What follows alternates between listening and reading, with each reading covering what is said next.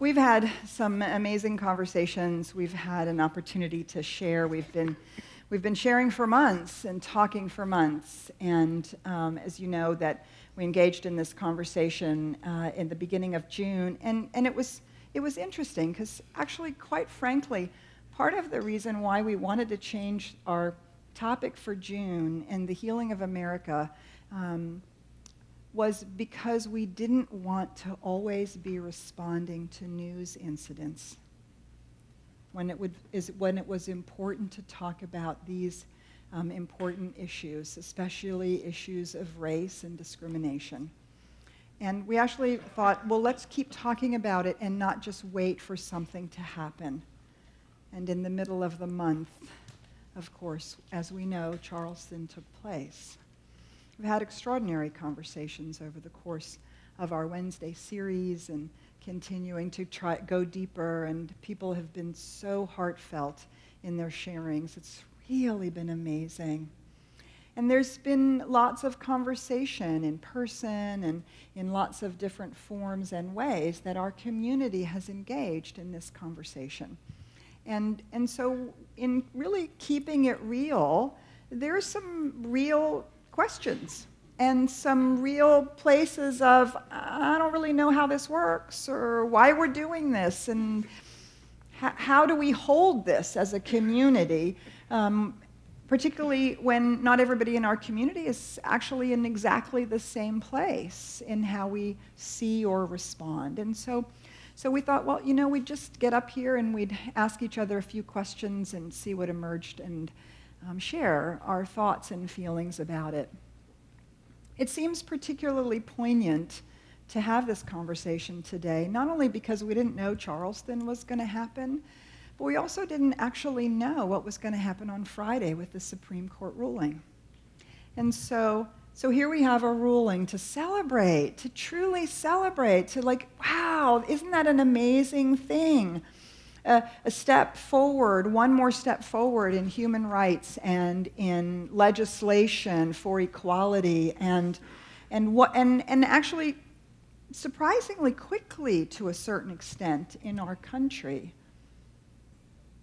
And yet on the same day, President Obama was giving a eulogy for 9 black people who had been shot in a church on that very same day.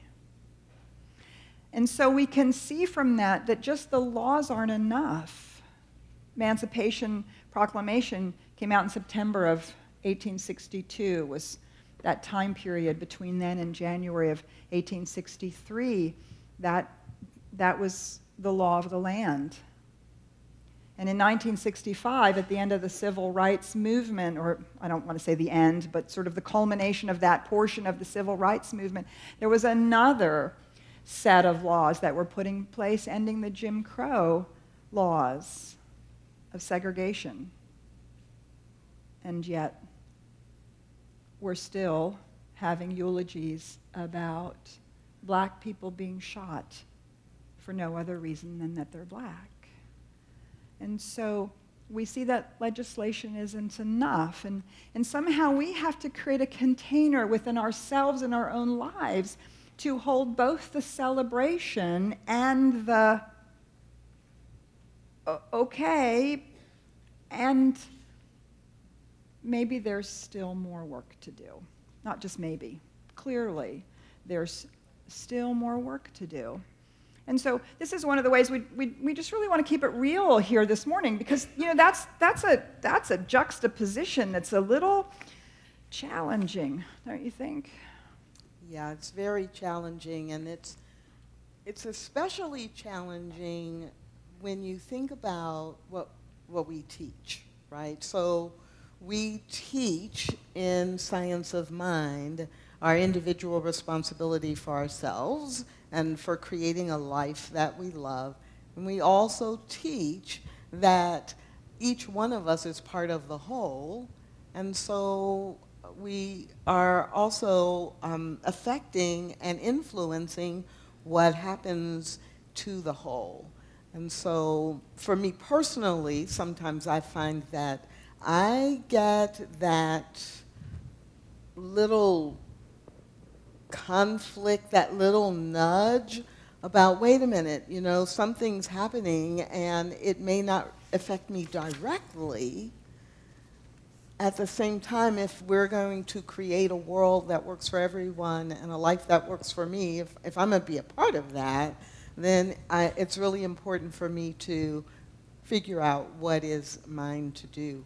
And I think, well, in fact, I know because of Wednesday nights, if for no other reason, that question has come up for a lot of people.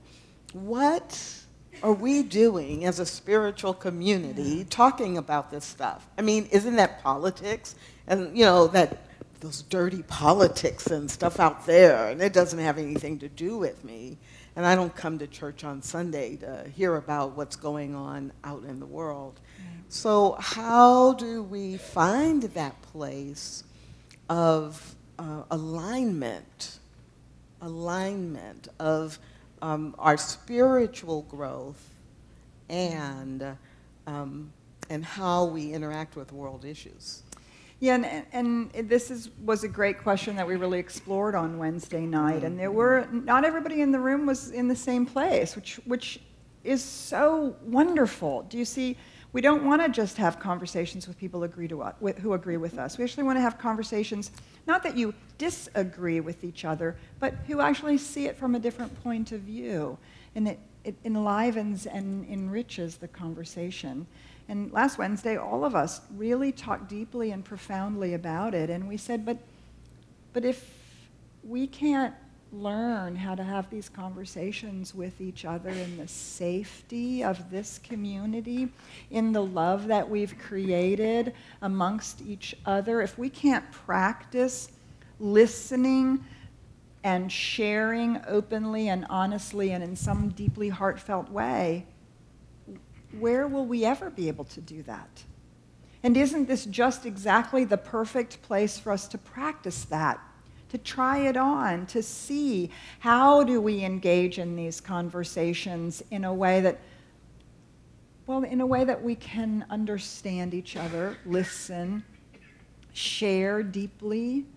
I know for a fact there are people who have talked to me, white people in our community who have talked about the sharing that some of our black community members have made on a Wednesday night, and they've said, oh my God, I had no idea. And because people were willing to speak and others were willing to listen, we see something new, right? We see a broader perspective. And we take it out of left-wing, right-wing, positional politics, and we move it into the place that says, yeah, we're all part of this community, and we're all part of what's going on in the world together. I want to just read, I was sharing with Tracy, I want to just read something that came from President Obama's eulogy that he spoke for Reverend Clem Pinckney.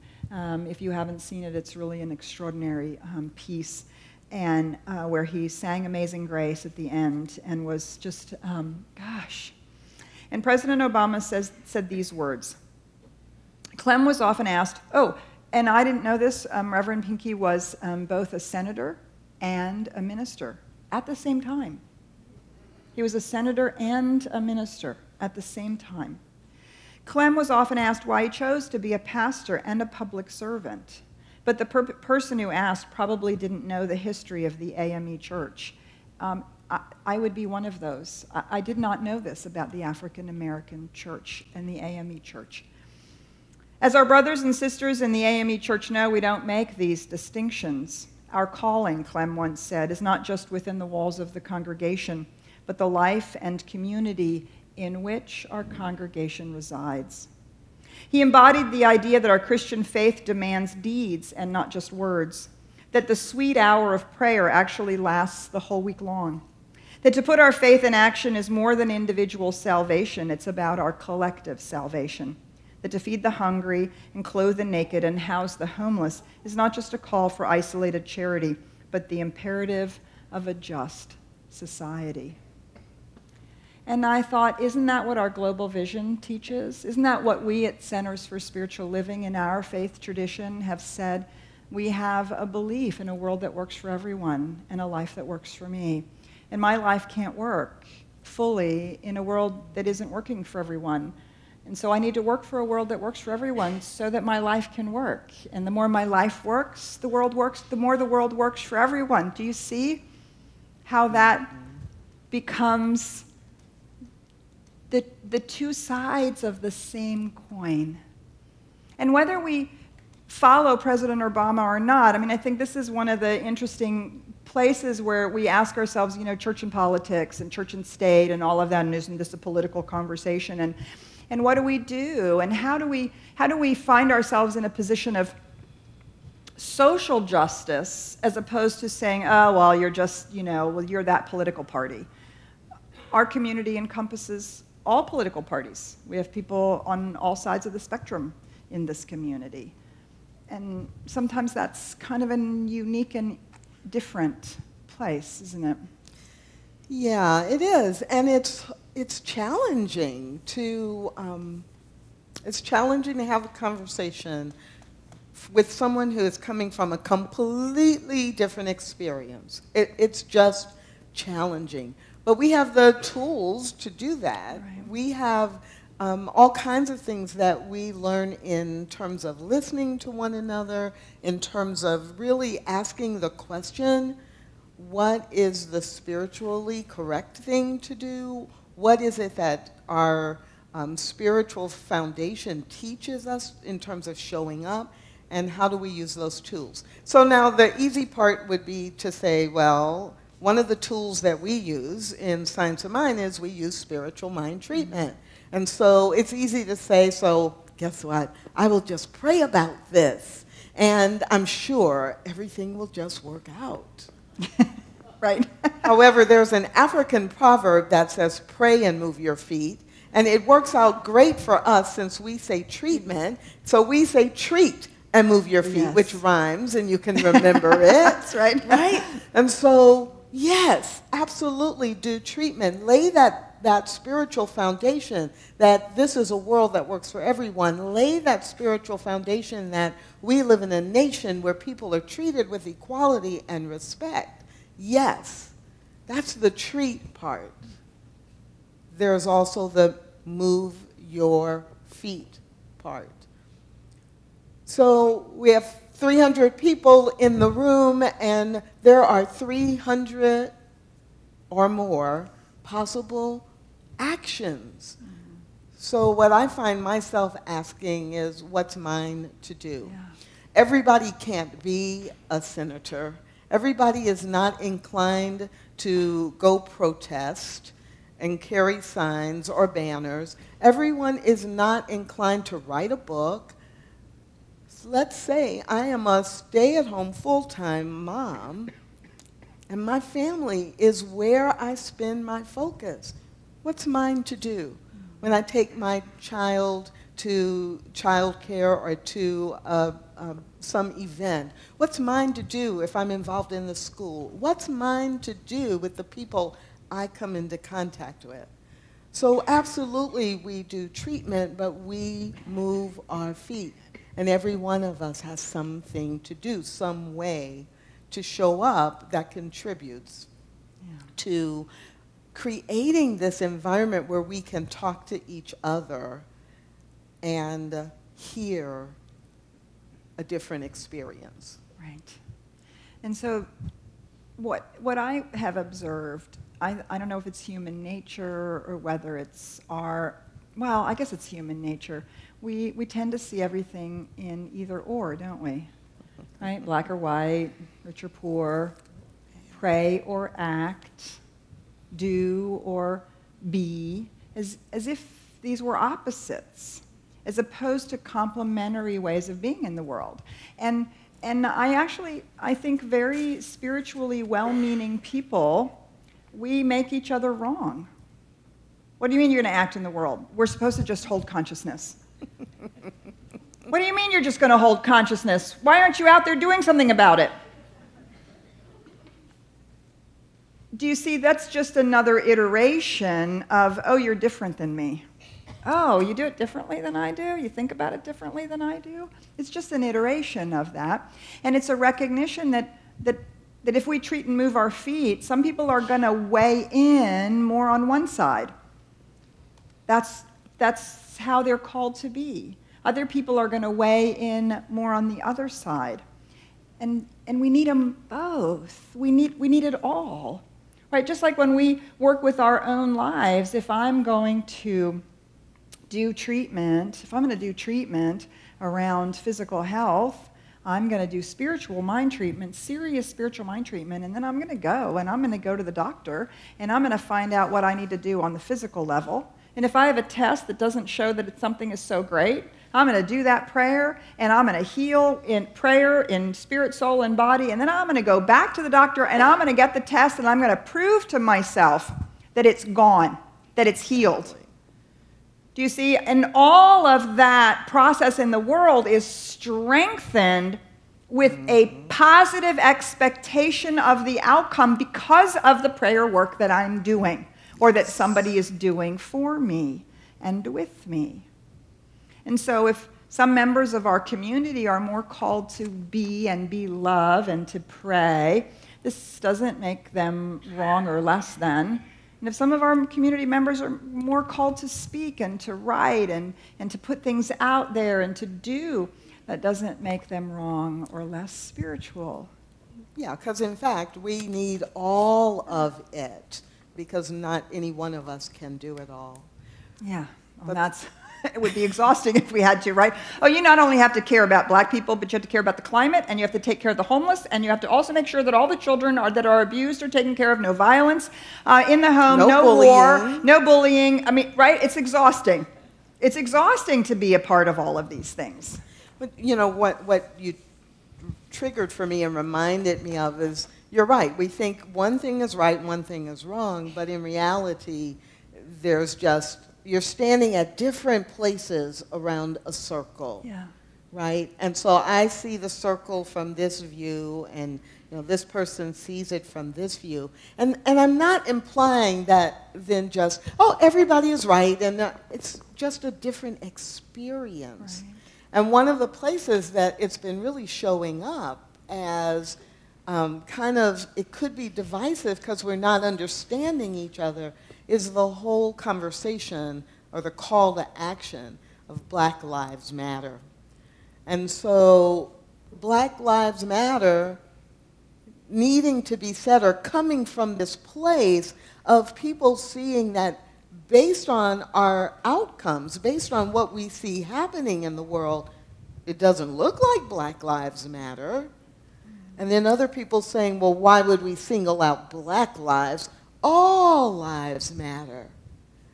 And that, that's that place of how do you really get underneath that and understand the perspective of why someone is saying Black Lives Matter, and how that's not saying that all lives don't matter. It's not just either or. Yes. Yeah.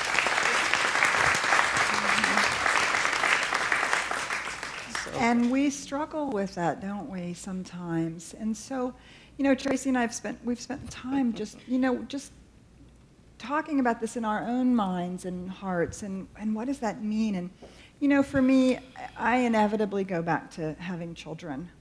I find a place, there's so much wisdom there that I find. And, I was sharing with Tracy, sometimes it helps me when I think about moms and dads with their kids. Maybe one child requires something of us. They're sick. They have the measles or the mumps. I can remember when I had the mumps, and my sister wasn't allowed to come in my door because we inevitably got everything together, right? Chickenpox together and everything, and my mother was desperately trying to keep us from not both having it. So she would stand at the door and she would, entertain me, and then she would go off and entertain herself and do whatever. And in the meantime, my mother was taking care of me. Did that mean she loved my sister in that moment any less? Not one bit. But in that moment, I was the one who was sick, and I needed her to take care of me. Sometimes it's a momentary thing. Sometimes it's a systemic thing. Sometimes our families are, dealing with children that require more support or care, whether they are special needs children or whether they're super genius prodigies and they need something, or simply different. One child is more extroverted, one child is more introverted, one child likes to sing and dance, and the other one likes to read. Do we choose between them? No, we give to each child what's needed in the moment. And one of the things that I've found for myself is I so deeply and profoundly believe that all lives matter, unequivocally, without question. Hispanic, Black, gay, Asian, American, old, young, it doesn't make any difference to me. Every life matters. And right now, it is our Black brothers and sisters who are dying. And that is the sickness that needs our attention. And do you see, there's a maturing, I think, that we do.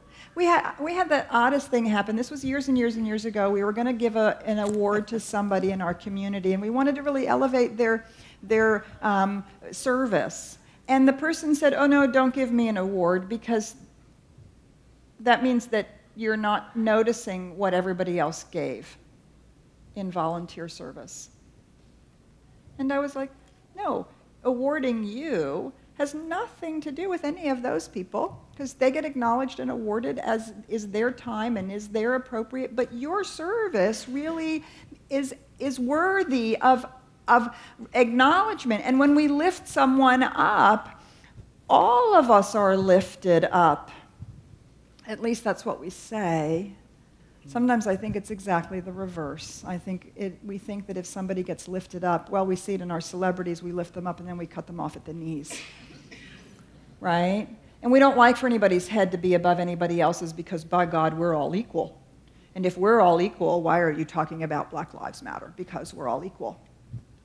Yes, we're all equal. And right now our hearts are bleeding because Black lives are being lost at an unprecedented rate, for no other reason than that they're Black. Being put into prisons at an unprecedented rate for no other reason than that they're Black. And so this, to me, is the both and, nested inside the all lives matter. This one comes to the forefront now. That one comes to the forefront then. The next one comes to the forefront when it's, I don't really like to use the word sick, but there's a sickness in our collective psyche. Right, the sickness is in us, yes, in the whole. The sickness or the illness, the being away from center, is in the society. Yes. So it's not saying Black people are sick. No, right. It's like, in fact, it's like the society is sick that we allow that pattern, yes, to continue decade after decade. Yes.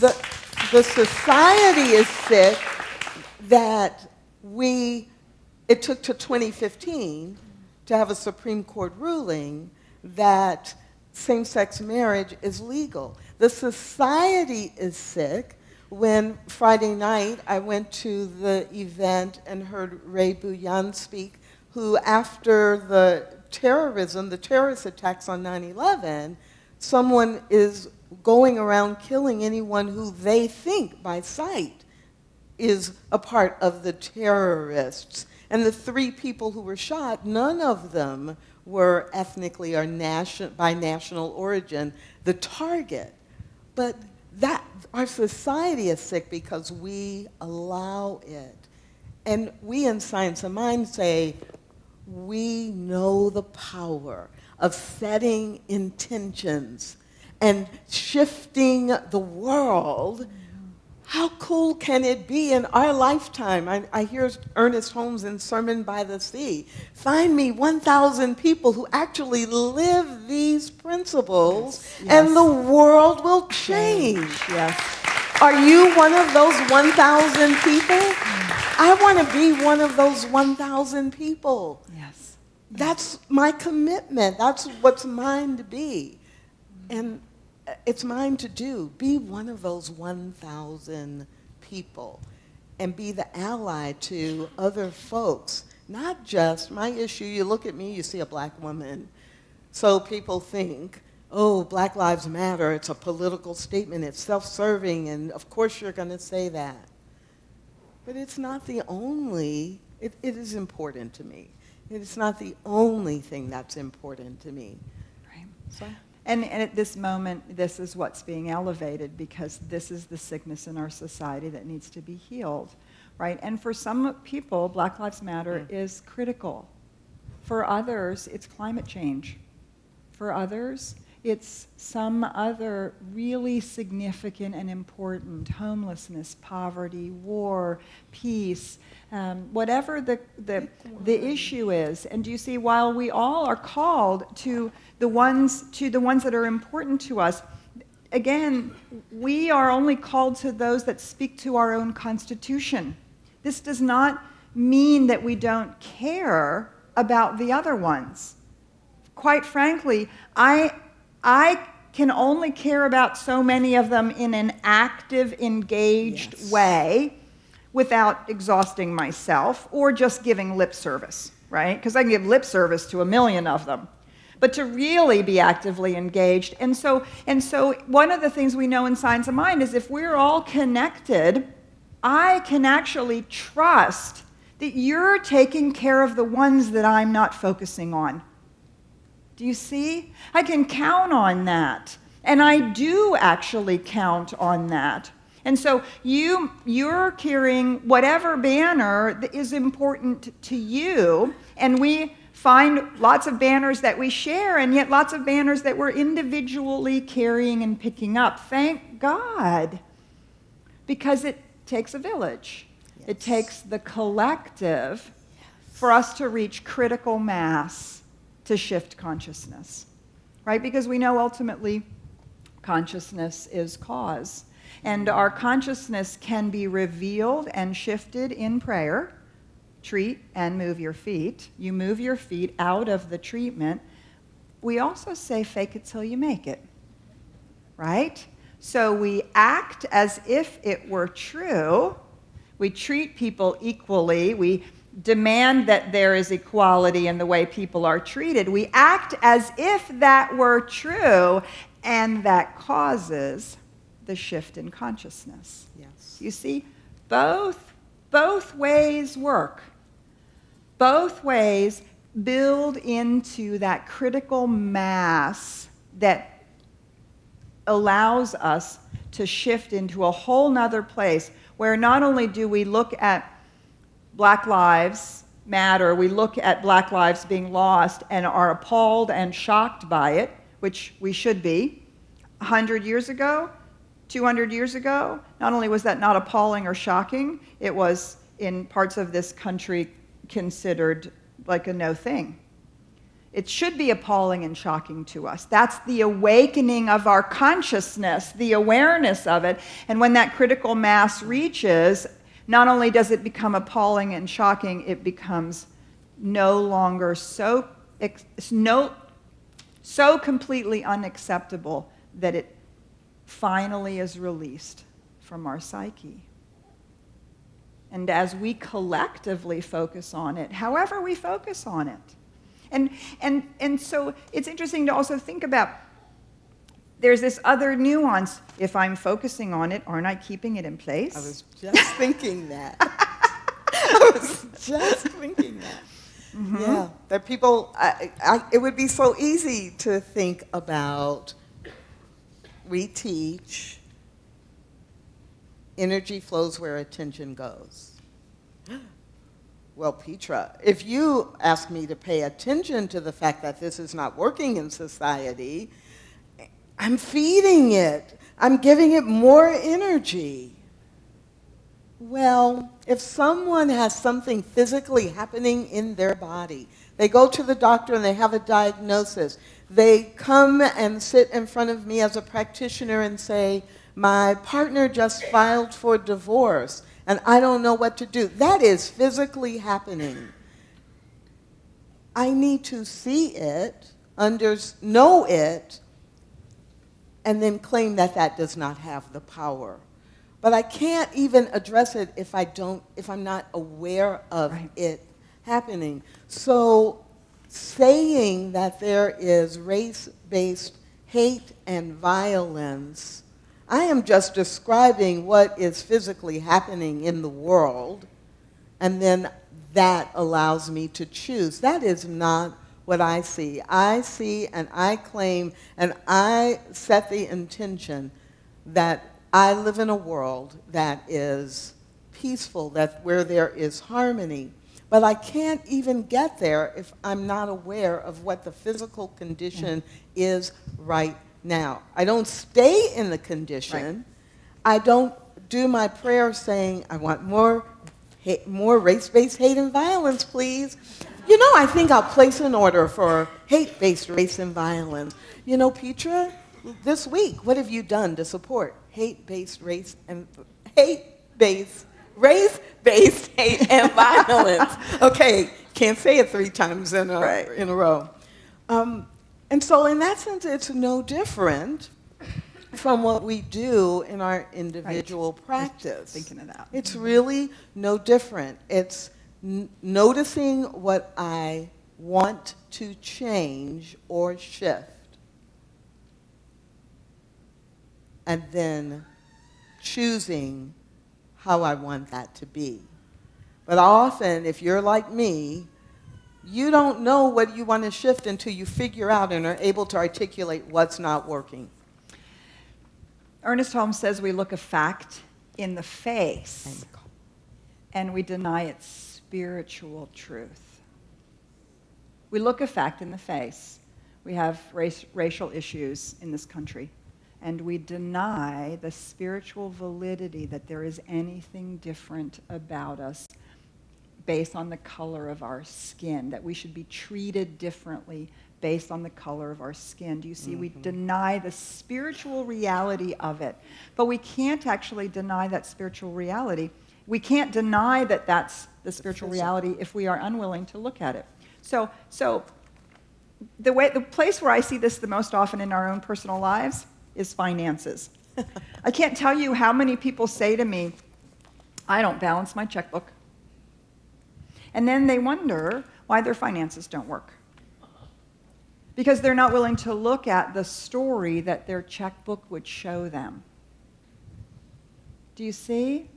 So I just won't pay any attention. I'm just going to do my abundance affirmations, and I'm just going to do my prayer work. But I'm never going to actually look at that because it's frightening, it scares me, and I'm afraid that I'm actually afraid of the story it's going to tell. The problem is it's telling the story whether you look or not. The story is still there. That story is still there, right? And we know it's a condition. But we can only claim it as a condition and speak to it if we are willing to look at it and say, this is not the spiritual truth about my finances. This is not the spiritual truth about what I deserve in terms of prosperity. I demand this to change, and I'm now going to sit back in cheerful expectation and watch my checkbook grow. Yes? This is what we do personally. And you see, I feel like a little bit like a broken record, and this is what has been so compelling to me about having this conversation. We have the transformative tools. We know how to do these things in our own lives. We're doing them with our health, with our finances, with our relationships. We're practicing the very practices that we need to do in our own lives to experience the greater life that we are currently experiencing. And I'm sure you've heard it, we've all heard it. Oh my gosh, my life has been transformed since I've come to CSLDallas. Oh my God, things are so much better. I can't believe that I've now started that business. I've now done this thing. I've now had this experience. I have my relationship, whatever it is. I feel closer to God because we've been practicing the practices on a personal level. They are exactly the same practices that we collectively can do for the collective shift in consciousness, which we then know creates the collective shift in experience. We know how to do this. And yeah, you know what? I'd like for us to stop hoarding it.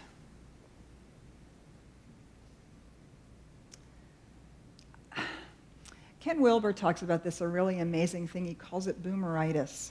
And it's when positive spirituality meets American consumerism. And let me tell you, it is all about me. My health, my growth, fluffing up my aura, getting my car, getting my life together, getting my relationship, getting my job, getting my business, getting my stuff together. Okay, I'm done now. Isn't it all about me? And we can fall into this in our spirituality. And our teaching is that we're one. And there's a place where my being just about me, there's only so much healing I can do, there's only so much growth I can experience, there's only so much life I can express, me, myself, and I, all by myself. But when I start contributing, being in relationship, seeing what there is to give with you, and then when I start rubbing up elbows with you, and you're different than me, and I have to learn how to manage all of that and work with that and see the truth of you, despite the fact that I don't agree with you, and all of that. Do you see? I'm grown at a way that I can't grow, and I can't contribute if it's just me, myself, and I. And our master teacher teaches us that which we do to the least of these, you do to me. Because we're all one. One life, one presence, one power. And so if I'm only about me, then I'm missing that you are me there. And you're really, at least for me, I believe that when I am all about me and only about me, that I am missing all of God. That God is expressing in, as, and through me in this particular, unique, perfect, fabulous way. And the more people I meet and get to know and understand and see from their perspective, I'm seeing the way that God is experiencing the world through this person, and the way God is experiencing and shaping and influencing the world through that person, or that group. And for me, that is like, wow. God's done pretty good with me, and let me see what God's done in you and as you too. And it's fascinating. So because, and beautiful. Right, I think, diversity is no accident. Yes. It's divine design. I have an Ernest Holmes quote about that, Tracy Brown, that I want to read. I want to read this Ernest Holmes quote about that. Yeah, it's like juicy. We see the first principle of life as oneness. The first performance of life, the first principle of life as oneness. The first performance of life is multiplying itself without dividing itself. Life must be one, and that one, in order to be expressed, must be many. But the many, in order to exist, must live in the one.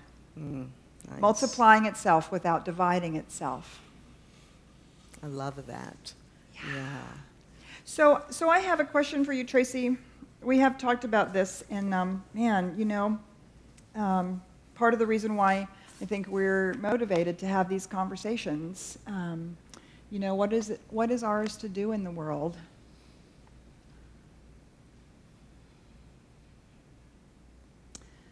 What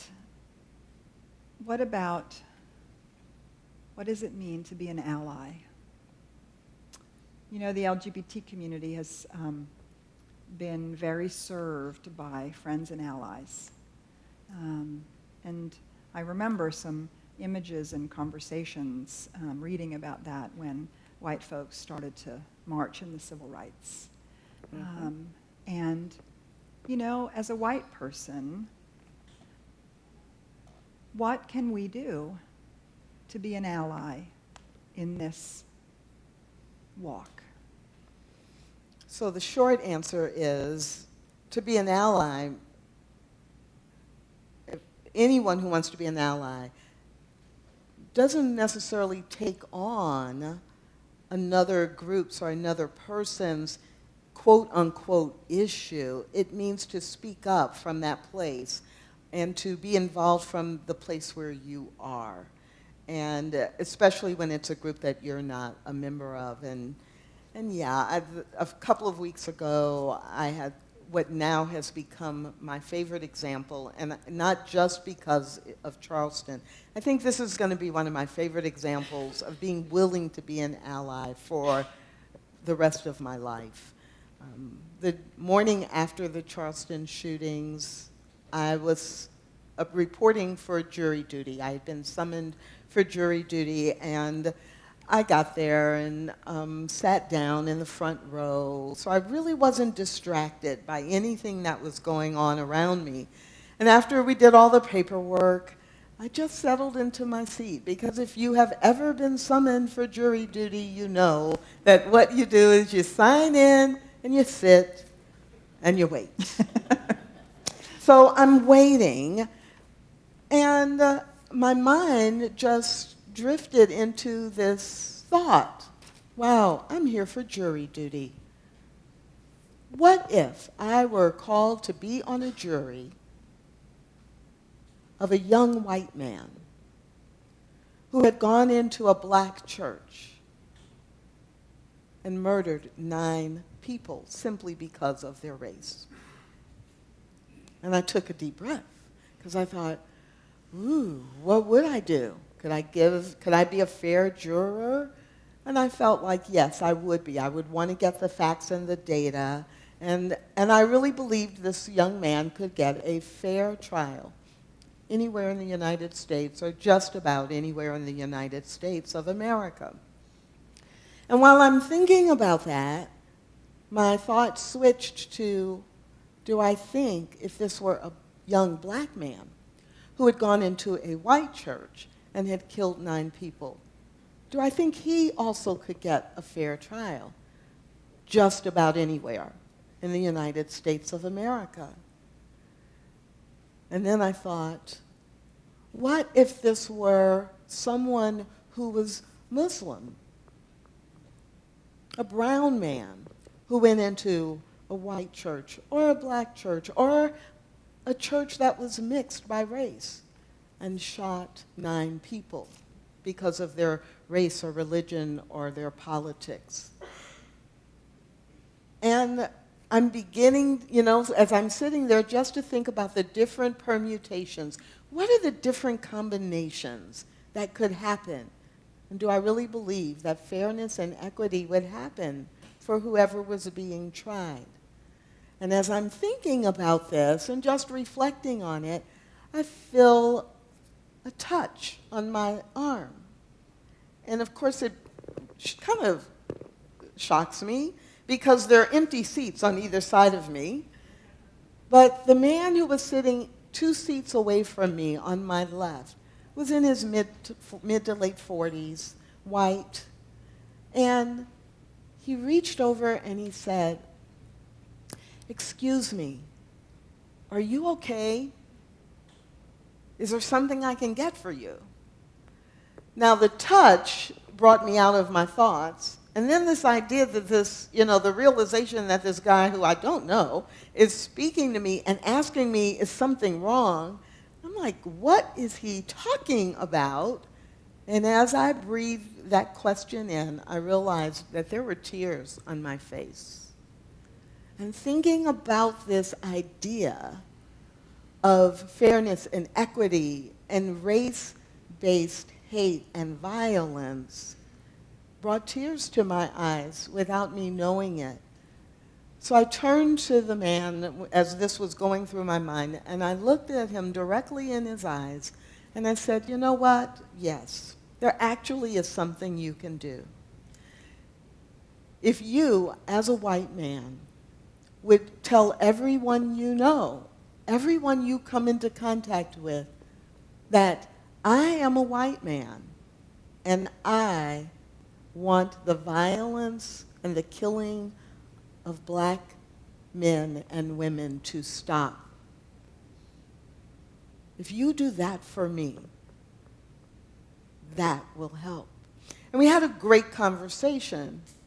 He said, yes, he would be willing to do that. He said, well, I normally wouldn't say that. He talked about how he would not have ever said that because it's not his battle. And he likes all people, and he thinks it's wrong that it's happening, but he would never have spoken up. And we talked about that for about 10 minutes. And as we parted, he said, you know what? I can do that. I can bring it up that as a white man, this is just not acceptable to me. This is not the America I want to live in. And that is what being an ally is.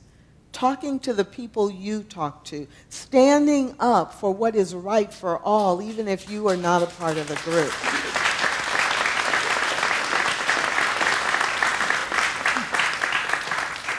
And that's what I invite you to do. That's what I try to do for those communities I'm not a part of. Right. So. Because then we truly see that the other isn't other. Right?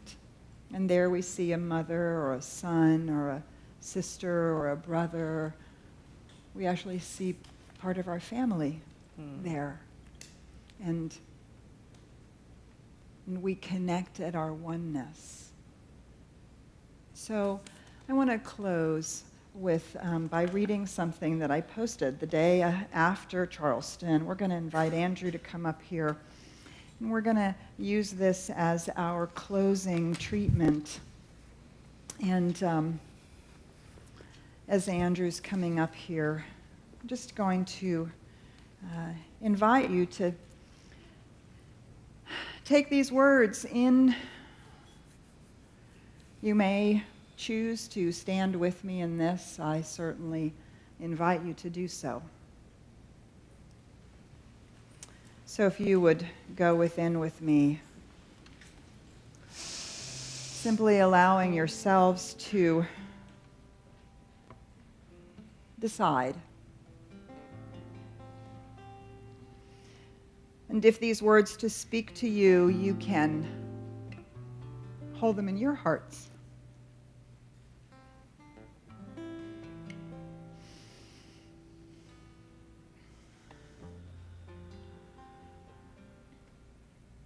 My pledge.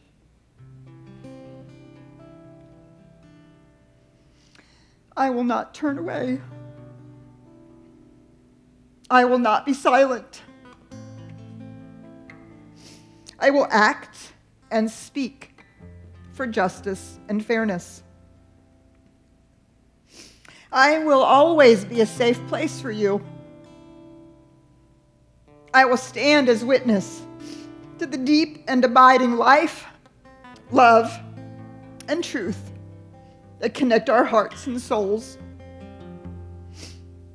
I will joyously celebrate the unique and precious being of each person and the contribution of every life.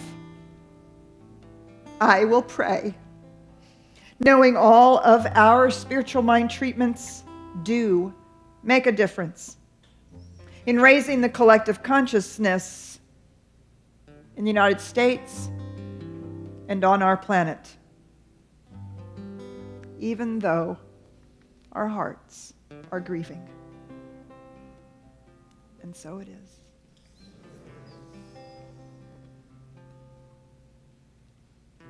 Imagine there's no heaven. It's easy if you try. No hell below us. of us only sky. Imagine all the people living for today. Imagine there's no country. It isn't hard to do. Nothing to kill or die for, and no religion too. Imagine all the people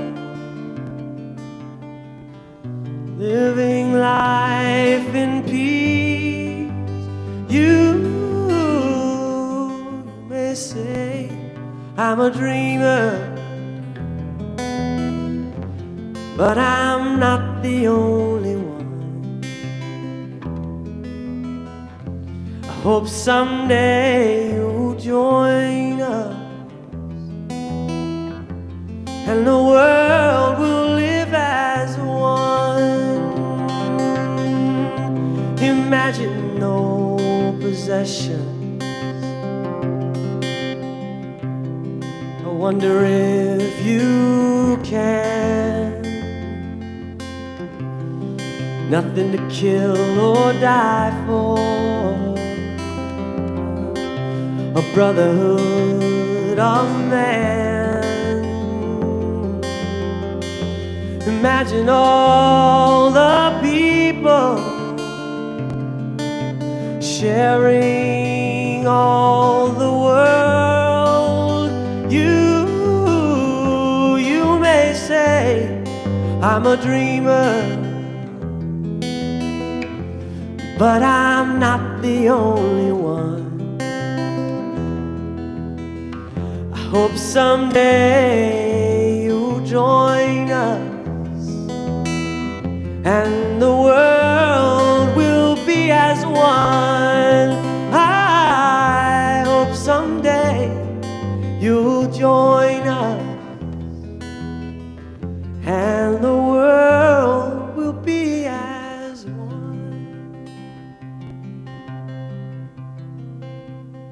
Hallelujah, hallelujah.